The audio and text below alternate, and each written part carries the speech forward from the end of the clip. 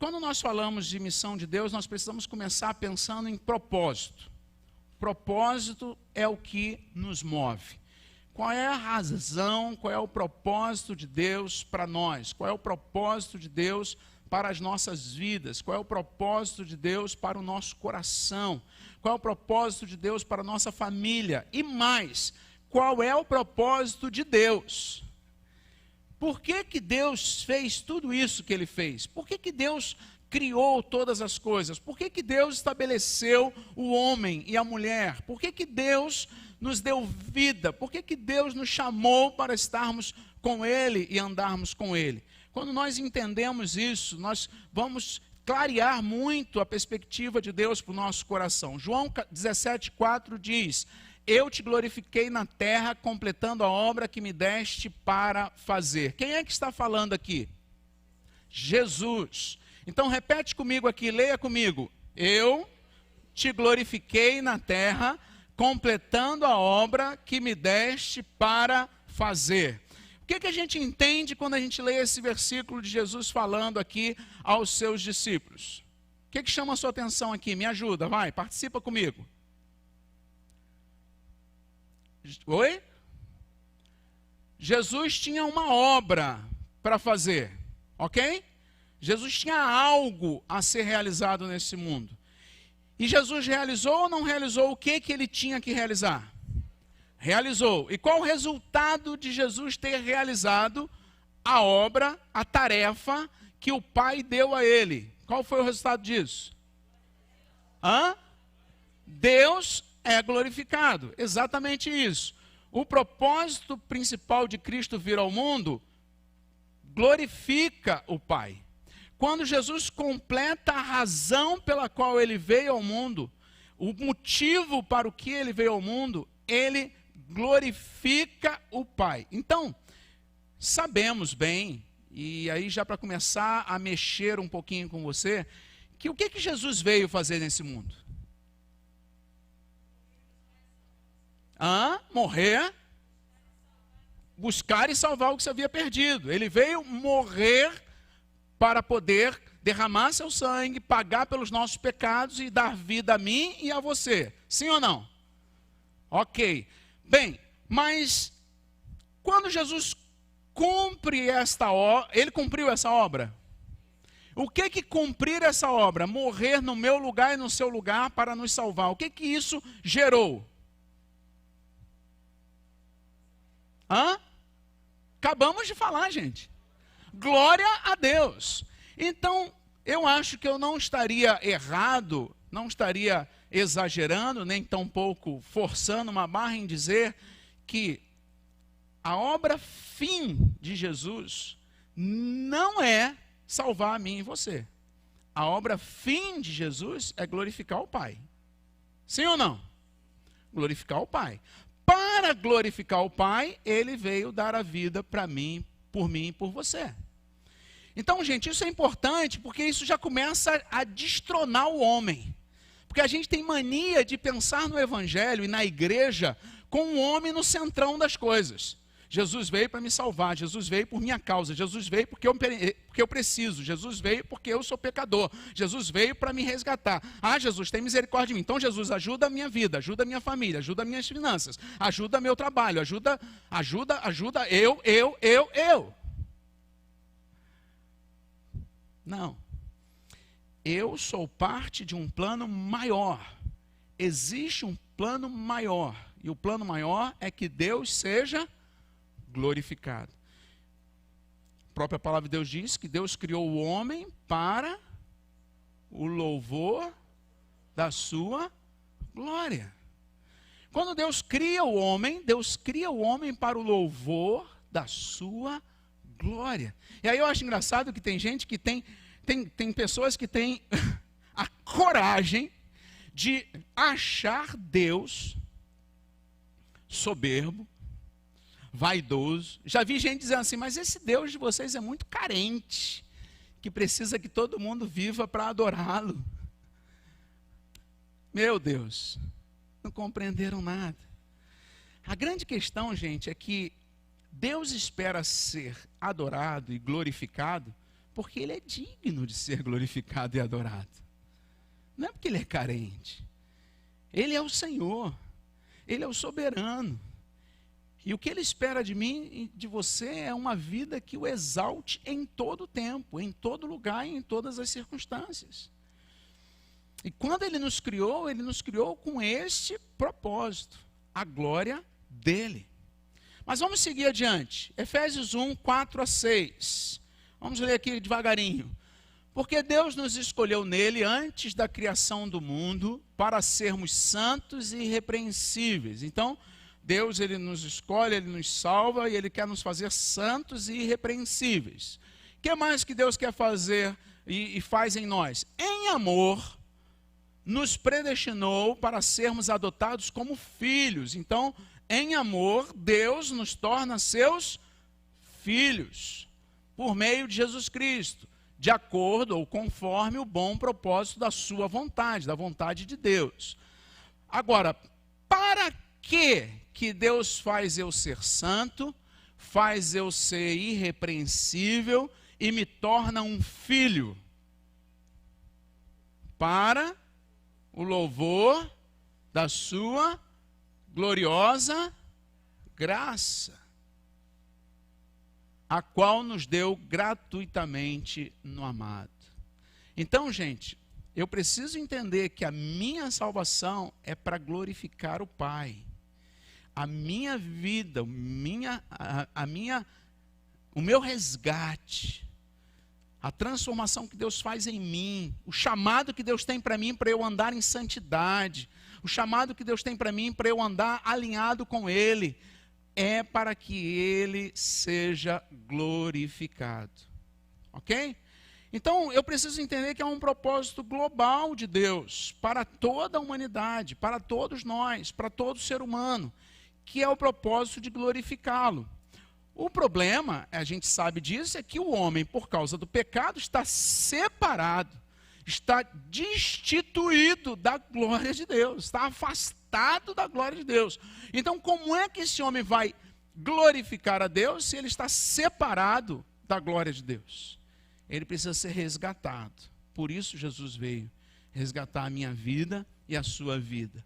Então o propósito, gente, quando eu entendo esse propósito, ele começa a dar um direcionamento melhor para a minha vida, ele dá ânimo, ele nos move, ele nos valoriza, porque você começa a perceber o valor que você tem, o valor que você tem ao ser criado. Deus criou você para glorificá-lo, para adorá-lo, para exaltá-lo, para fazê-lo conhecido, para fazer o seu nome grande, para fazê-lo soberano sobre toda a terra, para mostrar a todas as pessoas quem Ele é, o Senhor. Quando eu entendo isso, quando eu começo a compreender isso, a minha vida ganha um novo direcionamento, um novo propósito, um novo sentido. Agora, qual é o problema? Qual é o problema que a gente enfrenta? É uma visão limitada que muitas vezes nós temos. Nós enxergamos Deus do nosso ponto de vista. Não podemos ver além do horizonte das nossas próprias preocupações e da nossa cultura. Nós ficamos olhando para a nossa vida apenas nós, nossas dores, nossos problemas. Aí nós não entendemos por que Deus às vezes permite coisas na história da humanidade que vão redundar lá na frente na exaltação do nome de Deus. Por quê? Porque nós estamos preocupados com o nosso bem-estar, nós estamos preocupados com a nossa vida. Eu acho que eu já comentei com vocês aqui uma declaração que o pastor Ronaldo Lidório fez em uma de suas mensagens ultimamente, eu estava ouvindo. Ele fez uma viagem à Síria, naquela época mais pesada da guerra, e se reuniu ali com alguns missionários americanos, europeus, latinos, de vários países. E naquela reunião ele perguntou, uma das perguntas que ele fez foi por que aqueles missionários não tinham ido embora. Ele perguntou, por que vocês não foram embora? Suas agências querem que vocês saiam daqui, a guerra está extremamente perigosa.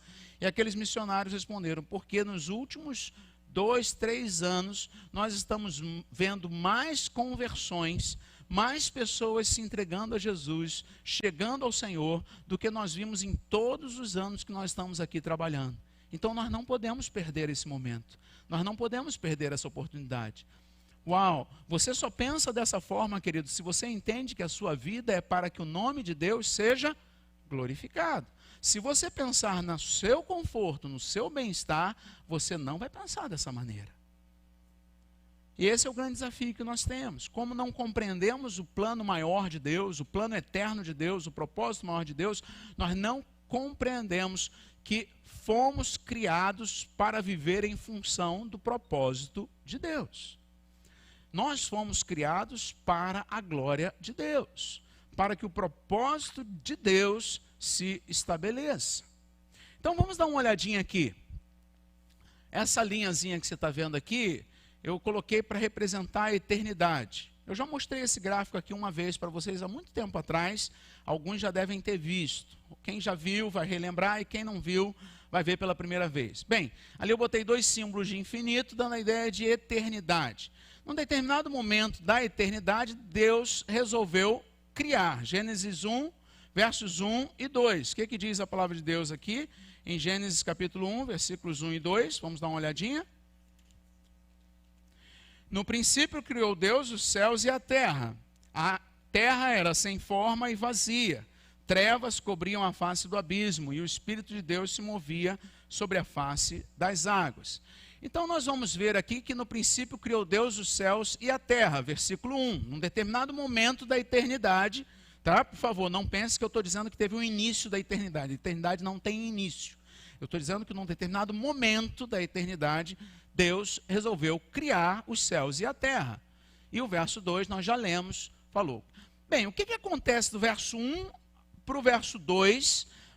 Porque Deus cria, e o que Deus cria está sem forma e vazio, está em trevas, está abandonado. Parece que algo não faz muito sentido. E há um grande debate dentro desse aspecto. E eu gosto muito da linha que defende que esse intervalo, que há um intervalo de tempo entre o verso 1 e 2, da criação primeira de Deus para esse momento, que seria justamente o momento em que a Bíblia diz, e eu não vou ler, não vou me ater muito a esse detalhe, que em algumas passagens, eu destaquei ali Lucas 10, 18, Isaías 14, Ezequiel 28, que fala da queda de Satanás. Então, eu gosto muito da linha que defende que nesse momento, nesse intervalo do verso 1 para o verso 2 de Gênesis 1, é o tempo na eternidade em que ocorre a queda de Satanás, né?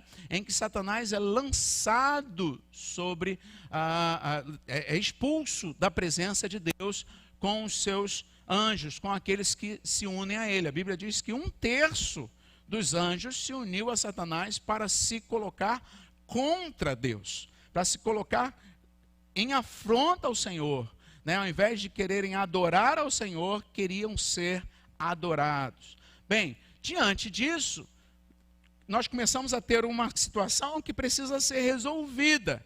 E lá em Apocalipse, lá em Romanos, 16, 20, nós vamos ver a solução desse problema de Satanás. E o Deus da paz em breve esmagará debaixo de vossos pés a Satanás. Paulo está escrevendo para quem em Romanos 16, 20? Só Daniele sabe, gente, não é possível. Quem está aí atrás? Para quem que Paulo está escrevendo em Romanos 16, 20? Para a igreja, para os crentes. Paulo está dizendo que em breve Deus esmagará Satanás com os pés de quem? Ficou com medo, irmão? Bota a vida em ordem. Porque a sua missão como igreja é esmagar a cabeça da serpente lá no futuro. Por quê? Porque nós somos corpo de quem? De Cristo. Há uma autoridade que o Senhor entrega à sua igreja.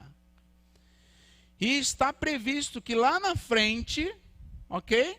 Nós vamos, e aí sim, Apocalipse 12, 10 e 11 diz: agora é chegada a salvação, e a força, e o reino do nosso Deus, e o poder do seu Cristo, porque já o acusador de nossos irmãos é derrubado, o qual diante do nosso Deus os acusava de dia e de noite. E eles quem? Os nossos irmãos, o venceram. Através do quê? Pelo sangue do Cordeiro e pela palavra do seu testemunho, e não amaram as suas vidas até a morte. Então, gente, entenda bem. Vamos lá, vamos acompanhar com calma. Deus cria, ok? Deus cria o homem. Cria o homem não, aquele criou todas as coisas. Satanás se rebela. O mundo está sem forma e vazia. Vazio. Para Satanás, está aqui declarado o destino dele. E eu e você, como igreja do Senhor, a igreja do Senhor, isso não é privilégio da igreja Batista de Vila Valqueira, ou da igreja Assembleia de Deus de Madureira, ou da igreja Maranata da Praça Seca, não. A igreja de Cristo será um instrumento do Senhor para pisar e esmagar o inimigo. Isso é promessa de Deus. E é uma promessa tão linda que, se você olhar Romanos direitinho, não há condicionante. Há uma afirmação que isso vai acontecer. E eu espero poder viver esse momento. Vamos lá? Bem, continuando. E aí, o que Deus vai fazer agora? Está ali, voltamos à criação, voltamos àquela... Deus agora tem Satanás se rebelado contra ele, tem os seus demônios, tem tudo. Satanás quis ser maior do que Deus, Deus o expulsou. O que Deus vai fazer agora? Vamos lá. Deus cria um jardim. Nesse mundo que está desorganizado por causa da presença de Satanás, Deus vai criar um jardim. Vai criar um espaço, um local. E nesse jardim vai botar um casalzinho ali. Gostaram do meu casalzinho? Bonitinho, viu? Ela pelo menos é magrinha. Botou um casal, Adão e Eva, ok? E como é que era Adão e Eva nesse momento aqui, na criação? Sem pecado, era um casal santo, tinha uma comunhão plena com Deus. A Bíblia diz que eles falavam com Deus todos os dias, conversavam com Deus todos os dias, tinham um conhecimento 100% de Deus, eles falavam com Deus face a face, eles se relacionavam com Deus plenamente. Há indícios que eles tinham, inclusive, capacidades extraordinárias. Há estudos que falam que a gente hoje usa apenas um pequeno percentual do potencial do nosso cérebro, né? O Watchman tem um livro, O Poder Latente da Alma, que ele trabalha muito sobre isso, quando ele vai defender que como que Deus poderia ter mandado Adão dar nome a todos os animais, só sendo um cara incrivelmente capacitado para fazer todas essas coisas. Esse é o homem antes do pecado, imagem e semelhança de Deus, que viviam para louvor e adoração a Deus, em todo o tempo, ok? Bem, nesse momento, Deus dá uma ordem a esse casal. Deus dá uma ordem a esse homem santo, que tem relacionamento pleno, que vive intimidade com Deus. Quem pode ler para mim verso 28 do capítulo 1 de Gênesis? Quem pode ler? Gênesis 1, 28.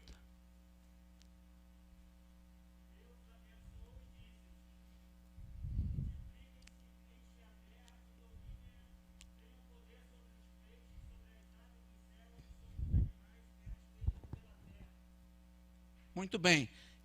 Multipliquem-se, cresçam, encham a terra. Se Adão e Eva começam a se multiplicar, crescer, encher a terra, nesse momento, eles vão encher a terra de quê? De quê, gente? De pessoas santas, adoradoras, que teriam um relacionamento pleno com Ele, intimidade total com Ele, ok?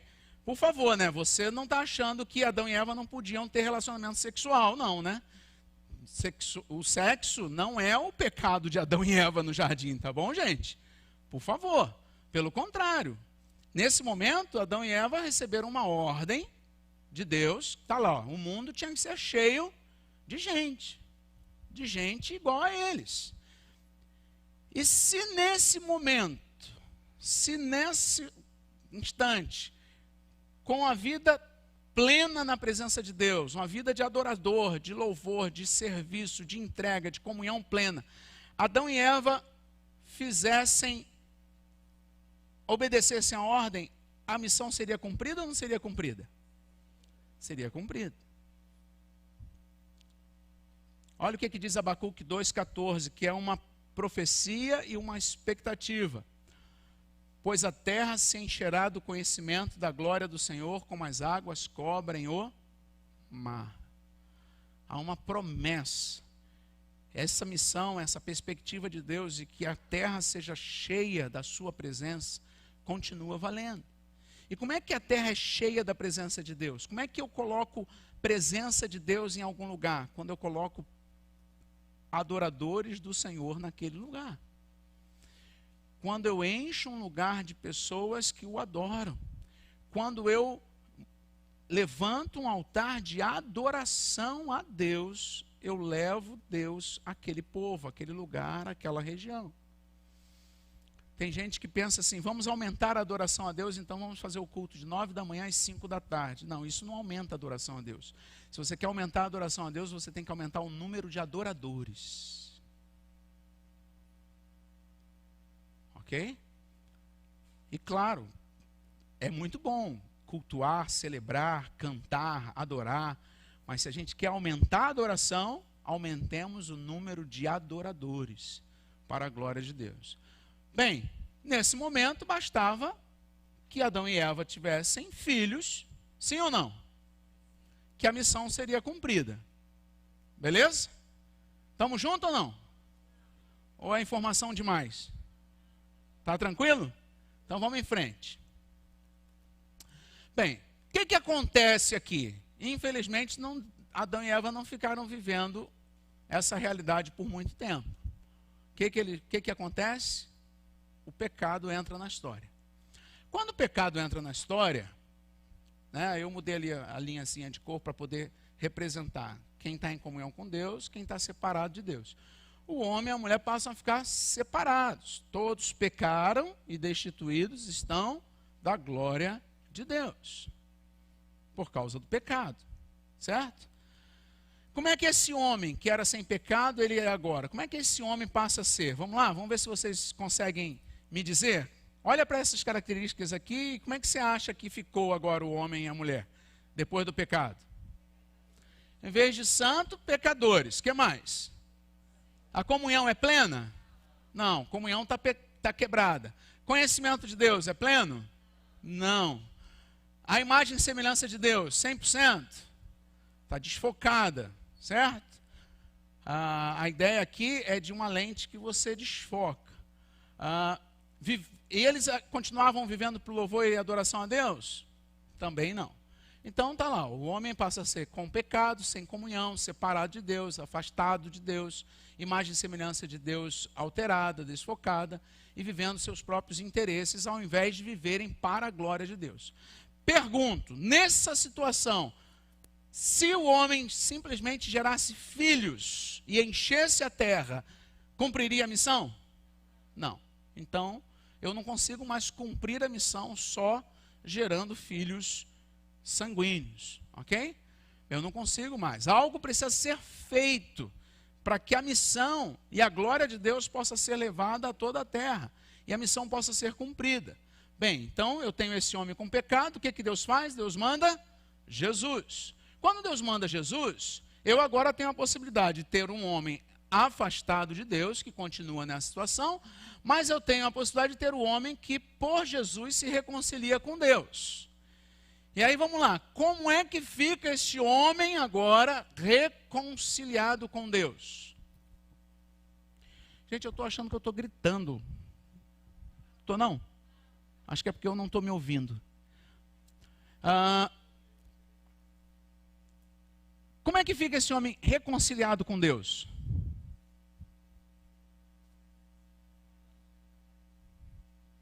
Aí vai todo mundo assim, do mesmo jeito, pastor. Com pecado, sem comunhão, afastado. Está todo mundo com o pé na cova aí, hein? Pede misericórdia hoje, irmão. Começa a pedir misericórdia. Se você está desse jeitão aqui, está ruim, hein? Se você está desse jeitão aqui, continua do mesmo jeitão, a hora de pedir misericórdia é agora. Aproveita. Então vamos lá. Um pecador perdoado. pecador que encontra perdão dos seus pecados, justificado, certo? Santificado. Um relacionamento com Deus agora está restaurado em Jesus. Ele é tão pleno como era antes do pecado? Não, porque agora nós vemos como que por espelho. Mas chegará o dia em que veremos face a face, oh glória. Mas eu posso ver, eu posso falar com meu pai, eu sou filho, eu tenho uma identidade. Eu tenho um propósito para a minha vida, eu tenho um destino garantido. Eu não sou qualquer um, eu não estou jogado à minha sorte, eu tenho um Senhor que cuida de mim, que direciona a minha vida. Ok? Sim ou não? Bem, vamos lá. Uma reaproximação de Deus, imagem e semelhança sendo renovada, somos transformados de glória em glória. Somos transformados de glória em glória na presença de Deus. E somos chamados, como salvos em Cristo Jesus, vivermos para a glória de Deus.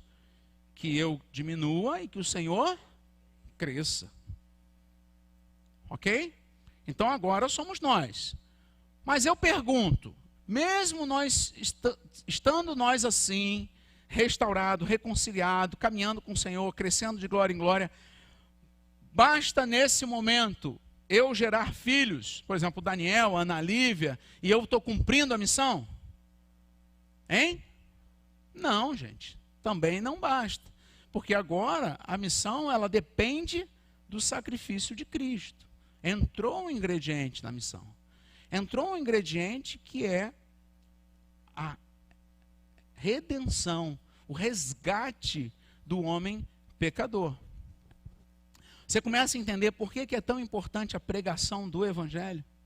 Por que é tão importante que as pessoas ouçam sobre o sacrifício de Jesus na cruz? Não é uma questão de religião, não é uma questão de escolha, não é uma questão de influência, é uma questão de salvação, propósito eterno de Deus. Então vamos lá, vamos seguir.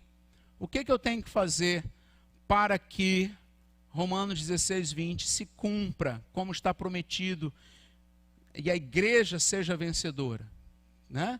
Que Apocalipse 12, 10 e 11 se cumpra, onde o inimigo das nossas almas, o acusador, vai ser derrotado. O que eu preciso fazer para que isso aconteça? Eu preciso viver justamente essa aliança com Deus, esse propósito com Deus.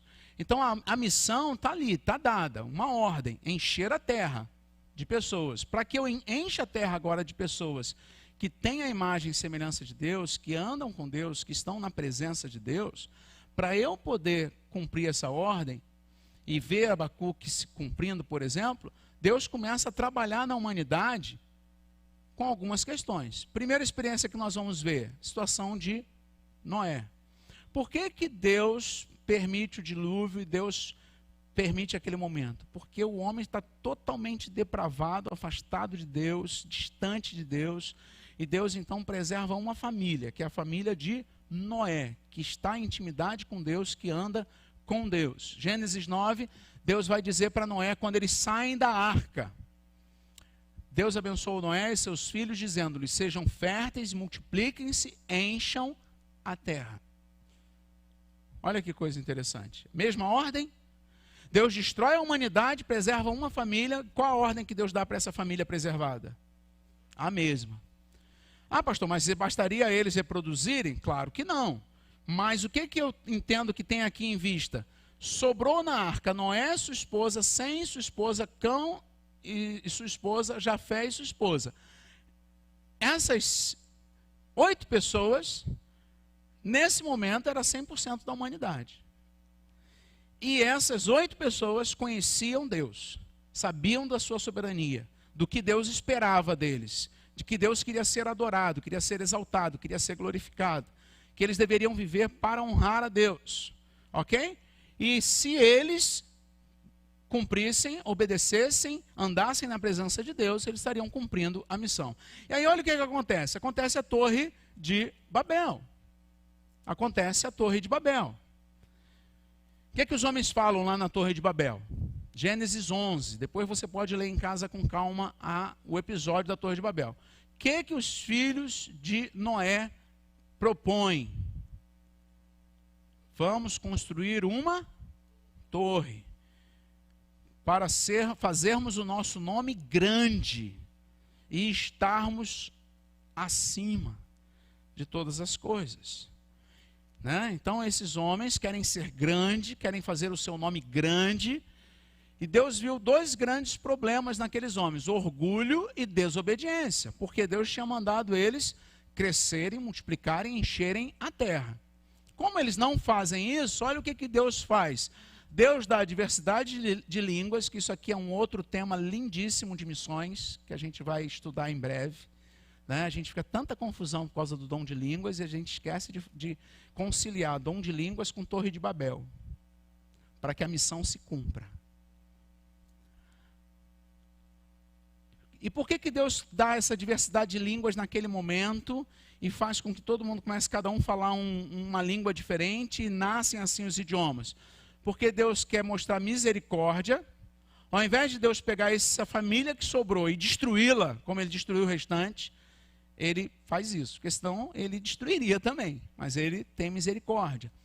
Ele faz surgir as nações através da língua, e faz surgir as nações. E ele garante a expansão de sua glória em toda a terra. Deus não quer que a sua glória encha a terra. Deus não quer que através da sua glória e através de um povo resgatado por ele, que o adore, que o glorifique, pisar a cabeça e esmagar a Satanás? Como é que Deus vai fazer isso se esse povo estiver escondido numa torre? Então Deus, ele espalha o povo para cumprir o seu propósito. Então, Noé. Gênesis 12. O que aparece em Gênesis 12? Abraão, ou Abrão, que vira Abraão. Olha o que Deus fala para Abraão: farei de você um grande povo, e o abençoarei, tornarei famoso o seu nome, e você será uma bênção. Abençoarei os que o abençoarem, amaldiçoarei os que o amaldiçoarem. Por meio de você, todos os povos da terra serão abençoados. Olha que coisa linda. Deus quer abençoar um povo, é para esse povo ser bacanão? Hein, gente? Não. Deus quer abençoar um povo para que esse povo abençoe todos os povos. Deus quer abençoar um povo para que através desse povo todos os povos da terra sejam abençoados. Por quê? Porque Deus ama a todos os povos. Então ali eu tenho a promessa de um povo. Deus está dizendo que vai estabelecer um povo, que vai abençoar esse povo, e que através desse povo ele vai abençoar todos os povos. E com isso ele levanta Abrão e Sara para esse propósito, ok? E aí a missão seria cumprida, à medida que todos os povos conhecem o Senhor, são abençoados pelo Senhor e glorificam o Senhor. A glória do Senhor enche a terra, e o povo de Deus vence Satanás. Gênesis 12, 1 a 3, Deus forma um pacto com Abraão, né? E a promessa de Deus a Abraão em Gênesis 12, de 1 a 3, vamos dar uma lidinha rápida. Abre aí a sua Bíblia para me acompanhar. Diz assim: então o Senhor disse a Abraão: saia da sua terra, do meio dos seus parentes, da casa de seu pai, e vá para a terra que eu lhe mostrarei. Farei de você um grande povo e o abençoarei. Tornarei famoso o seu nome e você será uma bênção. Abençoarei os que o abençoarem, amaldiçoarei os que o amaldiçoarem. E por meio de você, todos os povos da terra serão abençoados. Olha que coisa bacana, gente. Quando Deus fala com Abraão, o que Deus está revelando é esse coração missionário dele.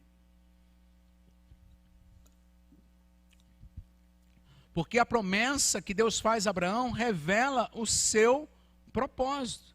E qual é o propósito de Deus? Que o nome dele seja glorificado. Que todos os povos da terra o adorem. Que ele seja exaltado. Ele quer, Deus quer e vai abençoar todos os povos. O chamado de Deus para Abraão está mais no que Deus vai fazer do que no que Abraão tinha que fazer. Você consegue perceber isso? É um chamado que está mais ligado ao que Deus está prometendo fazer. Vou fazer de você uma grande nação, vou te abençoar, e através de você vou abençoar todos os povos da terra. Então quem é que vai fazer? Deus. Deus vai fazer. Mas Deus escolhe usar um povo. Um povo. A missão é de Deus. Quando Deus chama Abraão, Ele está dando um exemplo de que eu e você somos chamados a participar da missão dEle. Do que Ele, que é o maior interessado, quer fazer. Porque Ele que quer glorificar o nome dEle diante de todos os povos e, sobretudo, diante de Satanás. Por quê? Porque Satanás se levanta para ser maior do que Deus, e Deus fala, é mesmo. Então eu vou criar um serzinho chamado ser humano, que é um negócio complicado, que tem cada um que é mais complicado que o outro. E eu vou usar esse serzinho para destruir você. Para você deixar de ser besta e querer ser maior do que eu. Você consegue entender, gente? Deus não precisa de nada disso. Ele nos dá a honra, o privilégio, o convite de dizer assim, fiz você, quero que você seja meu filho e quero te colocar no meu plano eterno, para a minha glória. O significado da promessa está em forma de um mandato. Deus fala com Abraão como um mandato. Deixa a sua terra, vai, em forma de um mandato. A ação de Deus, uma promessa, enfatiza muito mais aquilo que Deus iria fazer do que aquilo que Abraão deveria fazer. Há uma esperança. Deus vai cumprir a sua missão. Quando Deus diz assim, e eu abençoarei todas as famílias da terra, Deus é fiel para cumprir isso, gente. Ele vai fazer. Ele vai cumprir.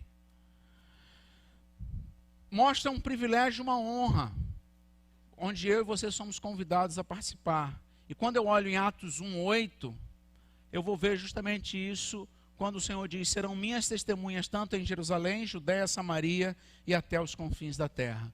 Todas as nações da terra, todos os povos o adorarão e ouvirão sobre ele.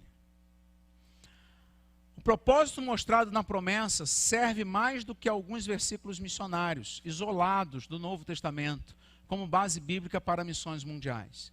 A gente costuma pegar lá, ir de pregar o evangelho, e a gente fica naquilo ali, e aí a gente começa a entrar em crise. Por que eu tenho que ir para a África, se aqui na favela, ali em Madureira, tem tanta gente carente? Por que eu tenho que ir para o Japão, se no Nordeste tem tanta gente? Porque eu não entendi nada da missão. Eu não entendi nada que Deus quer ser glorificado entre todos os povos. E aí eu começo a olhar a missão por necessidade do homem, não para a glória de Deus.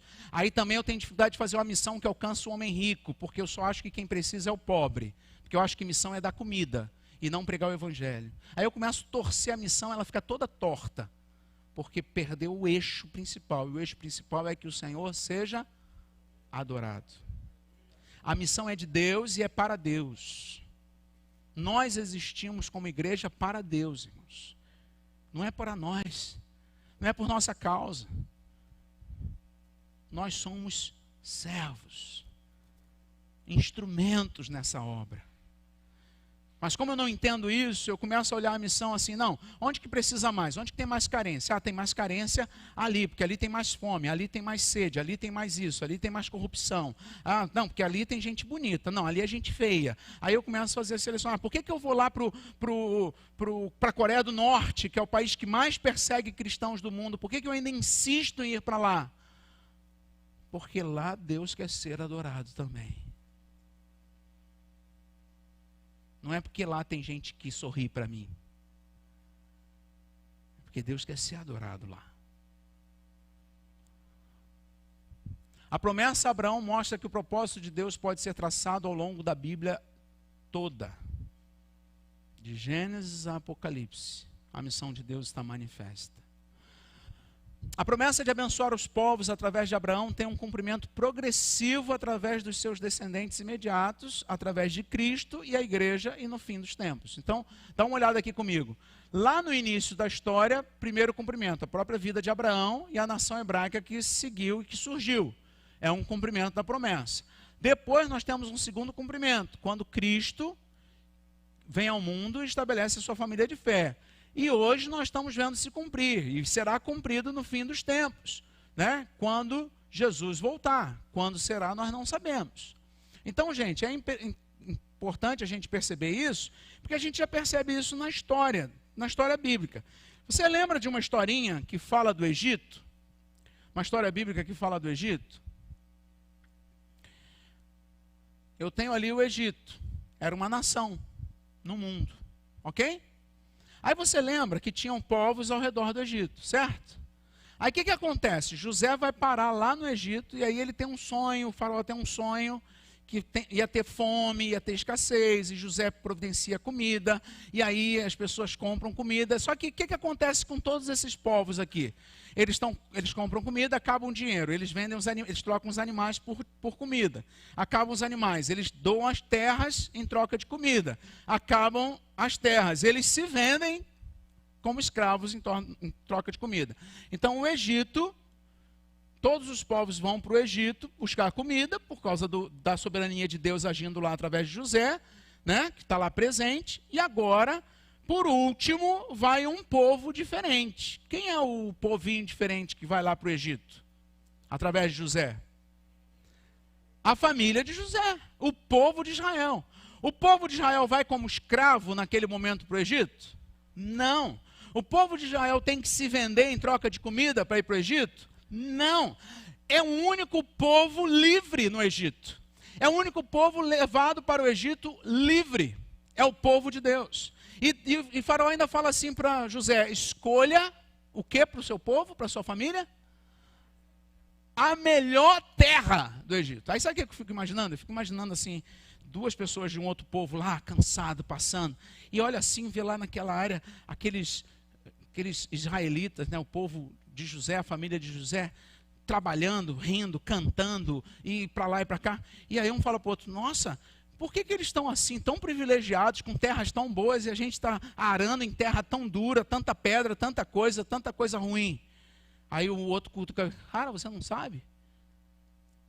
Foi por causa desse povo aí que nós fomos preservados.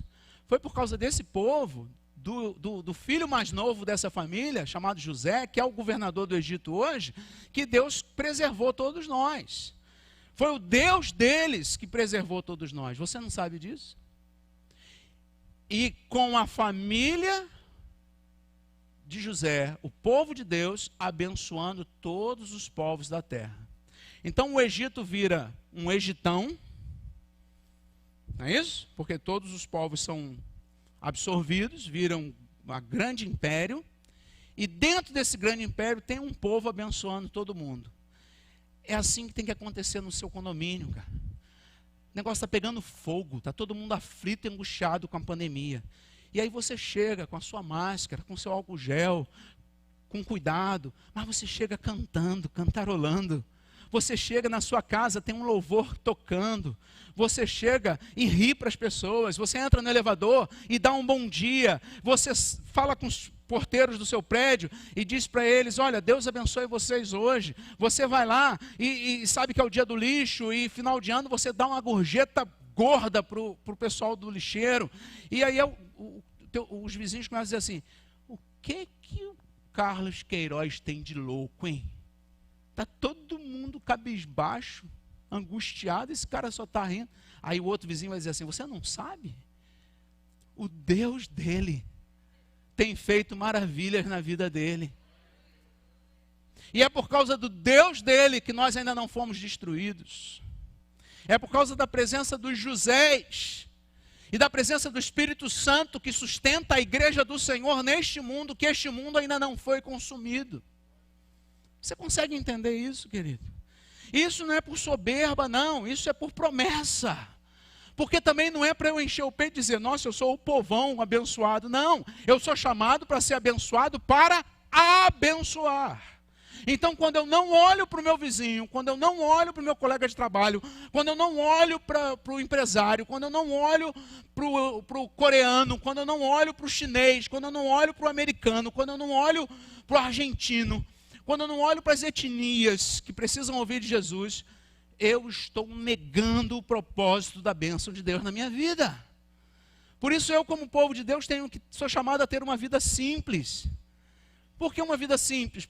Porque eu tenho que fazer o que Oswald Smith escreveu em um dos seus livros, quando ele fala sobre paixão pelas almas. Ele diz: trabalhe o máximo que você puder, ganhe o máximo que você puder, viva com o mínimo que você precisa e todo o que sobrar, invista na obra missionária. Por quê? Porque Deus me abençoa para eu abençoar. Eu e você somos chamados para sermos um canal, gente. Somos chamados para ser canal de bênção, para fazer diferença na vida das pessoas, na vida das famílias, no nosso condomínio, na rua, na praça, por onde nós estivermos. Seguindo então aqui, a gente chega lá no capítulo 19 de Êxodo, a formação do povo. A missão de Deus consiste na formação de um povo para seu nome, e a partir de Abraão, o povo de Israel e a inclusão dos gentios. O povo de Deus participa do sacerdócio de Deus. A natureza e propósito do povo de Deus é ser um povo missionário. Esse é o chamado de Deus. Então, gente, quando eu penso que Deus é um Deus missionário, a lição fundamental que eu tenho que entender, a ideia central é o seguinte: que a obra de missões na Bíblia não começou com a grande comissão de Mateus 28, 19 e 20, ou em Atos 1, 8, mas já no Antigo Testamento o tema missionário é central em toda a Escritura. Então, toda a Escritura, Deus está falando sobre esse plano eterno de Deus. Quando eu leio a grande comissão está falando do evangelismo. Porque lembra, não basta eu reproduzir fisicamente. Eu tenho que reproduzir a salvação. E para eu reproduzir a salvação, eu tenho que pregar o evangelho. Por isso que eu tenho que pregar o evangelho. Para que todos os povos o adorem. Para que todos os povos o louvem. John Stott, que é esse senhor que está aqui na foto, diz: a obra missionária é inerente ao caráter de Deus. Existe uma missão que o próprio Deus se propôs a cumprir, portanto dizemos que nosso Deus é um Deus missionário. Encontramos esta missão em Gênesis 12, a chamada de Abraão, onde Deus expressa seu desejo de formar a partir de Abraão uma grande nação e de abençoar todas as nações. E aí lá em Gálatas 3, 13 e 14 diz que Cristo nos redimiu, para que em Cristo Jesus a bênção de Abraão também chegasse aos gentios. Paulo escrevendo aos Gálatas. Importa reconhecermos que Deus estabeleceu o seu mandato na forma de uma promessa em vez de um mandamento direto. Já falei disso. A ênfase está no resultado, ou seja, muito mais naquilo que Deus iria fazer do que naquilo que Abraão deveria fazer. Então a palavra-chave, gente, do que eu estou tentando passar para você é propósito. Tanto para Abraão como para nós, a nossa vida ganha significado à medida que alinhamos nosso propósito de vida com o propósito de Deus. Então, quando eu entendo que eu vivo e a minha vida está alinhada com o plano eterno de Deus de ser glorificado, a pergunta que eu tenho que fazer é: se eu morrer hoje, a maneira como eu vivi gerou glória a Deus? Quando Jesus está falando, ele diz que ele, ao cumprir a sua tarefa, glorificou o Pai. Glorificaria o Pai. E você, qual é a sua tarefa? Ao cumprir a sua tarefa, o Pai é glorificado? Quando seus olhos se fecharem, dentre tantas coisas que vão falar de você, dentre até alguns que podem dizer: graças a Deus, me livrei dele. Alguém vai dizer assim: esse cara viveu de forma que glorificou a Deus.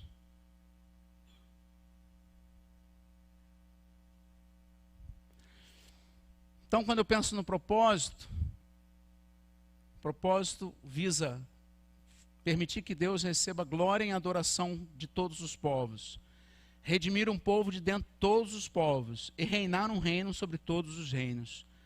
Propósito maior de Deus. E eu tenho que viver para que isso aconteça. Eu tenho que ser um instrumento para que isso aconteça. E eu, quando digo eu, estou dizendo todos nós, irmãos. Porque isso não é um chamado para A, B ou C. Isso não é um chamado para o pastor Felipe, que está no sertão, ou para a missionária Ellen, que está lá no Cunanã, ou para o pastor Lívio, que é um pastor de tempo integral. Não, isso é um chamado para o povo abençoado de Deus. Para o povo que foi redimido, salvo em Cristo Jesus. Vamos caminhar mais um pouquinho, a gente já está quase acabando, tá? Vamos lá em Mateus. Mateus 21, versos 18 a 22, nós temos aquele episódio de Jesus com a figueira. Lembra do episódio? O que Jesus procura na figueira? Procura figos. E ele acha figos? Não. E ele amaldiçoa a figueira. Não é isso? Aí os discípulos perguntam. No dia seguinte, quando os discípulos veem a figueira seca, eles perguntam por que aquilo aconteceu. Jesus dá uma desconversada e Jesus fala de fé, não fala do assunto, ele fala de fé. Ele fala, se tiveres fé do tamanho, vai dizer esse monte, saia daqui, vá para lá e tal. Jesus não responde. Aí você fica assim, poxa, por que Jesus amaldiçoou a figueira? Precisava tanto? Aí a gente precisa olhar o capítulo todo, a gente começa a perceber algumas coisas nesse capítulo. Quando a gente chega no verso 28 ou 32, a gente tem a parábola do filho que promete fazer a obra do pai e não faz. Depois, a gente chega no verso 33 e 46, a gente tem a parábola dos lavradores maus, que são aqueles que ficam cuidando da vinha, lá da lavoura, e quando o dono manda buscar o dinheiro, eles batem nos mensageiros. E por último ele manda o filho e eles matam o filho. De que Jesus está falando, gente? Desde a figueira, em cada coisa dessa. De que Jesus está falando?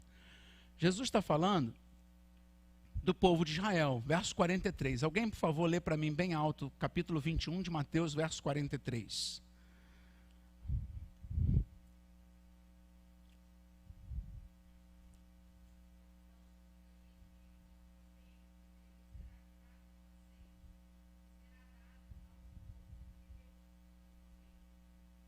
Portanto, eu lhes digo que o reino de Deus será tirado de vocês e será dado a um povo que dê os frutos do reino.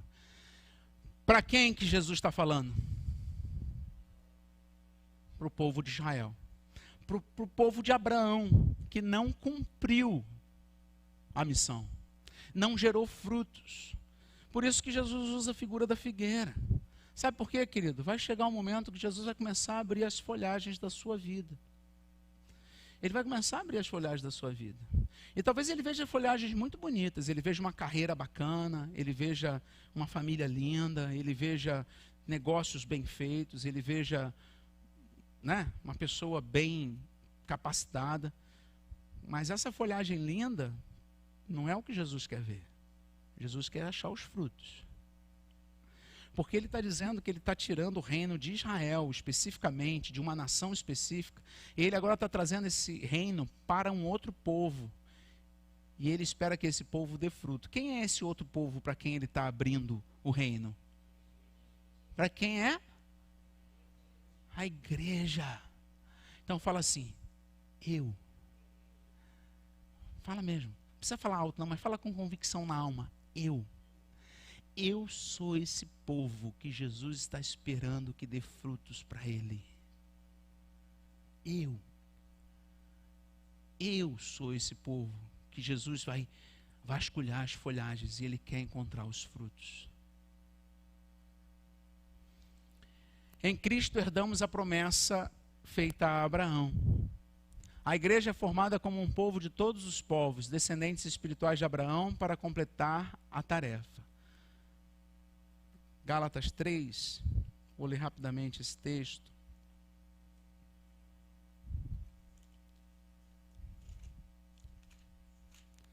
Gálatas capítulo 3, versículos 7 e 8. Estejam certos, portanto, de que os que são da fé, estes é que são filhos de Abraão. Prevendo a Escritura que Deus justificaria os gentios pela fé, anunciou primeiro as boas novas a Abraão. Por meio de você, todas as nações serão abençoadas. E aí o verso 14. Isso para que em Cristo Jesus a bênção de Abraão chegasse também aos gentios, para que recebêssemos a promessa do Espírito mediante a fé. Amém, querido? Promessa que Deus faz a Abraão: vou te abençoar, Abraão, vou fazer a sua família uma família abençoada, para que os povos da terra sejam abençoados. Paulo, escrevendo aos Gálatas, ele está dizendo que essa promessa em Jesus passou para mim e para você. Então é como se Deus estivesse dizendo nessa manhã: meu filho, eu vou te abençoar, para que através da sua família abençoada, através da sua vida abençoada, famílias da terra sejam abençoadas. Consegue entender isso? Por causa da sua fé em Cristo, lhe és agora outorgado o completo sentido dessa promessa. O povo abençoador de Deus entre todos os povos somos nós, chamados a abençoar. Então o Egitão hoje é o mundo. O Egitão é o mundo. E nesse mundo tem um povo livre. Tem um povo remido.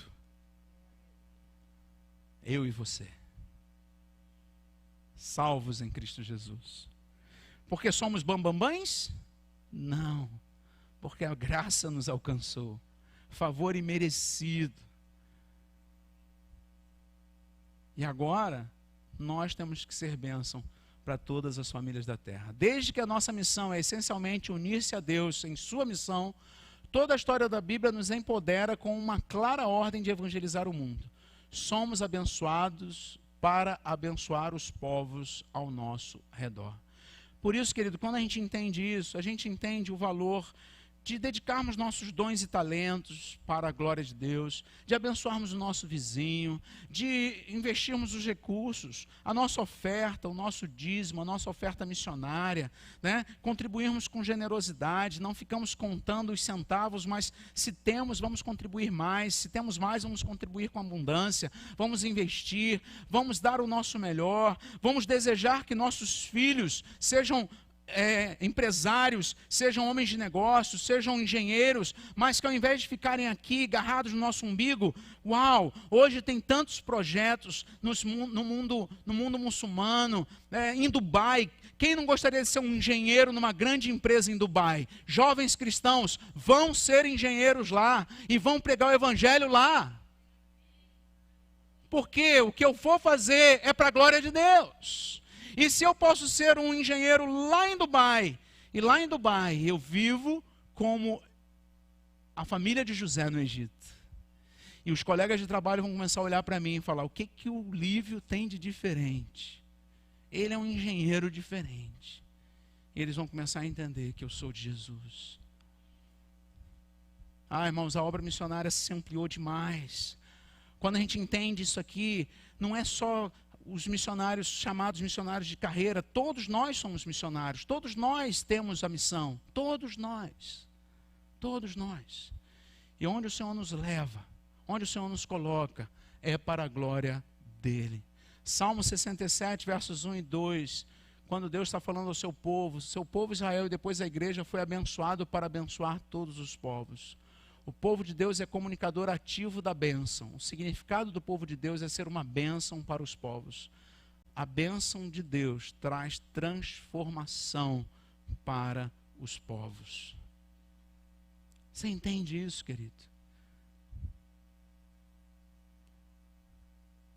Onde estivermos, onde chegarmos, existe um propósito: que Deus seja glorificado ali.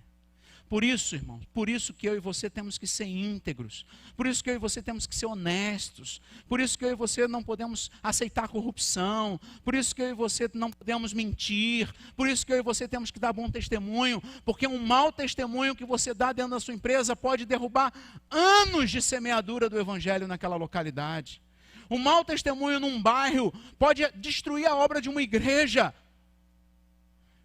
Então, se você está com lutas, talvez você tenha dívidas, procure seus credores, negocie, acerte. Talvez você não vá poder pagar, mas faça um acordo, combine com ele. Não seja desonesto, não pare de falar com a pessoa, não troque de calçada. Assuma o seu compromisso. Por quê? Porque a sua vida, no momento bom ou no momento difícil, ela precisa ser vivida para que o nome de Deus seja glorificado. Entende isso, querido? Não seja o quizumbeiro dentro do seu condomínio, não seja o problemático na sua escola, porque quando você é mal visto, você está fazendo com que Deus seja mal visto. Tudo que façamos, tudo que vivermos, quer comais, quer bebais, ou façais qualquer outra coisa, fazei tudo para quê? Agora, entende por que tem textos como esse na Bíblia agora, querido?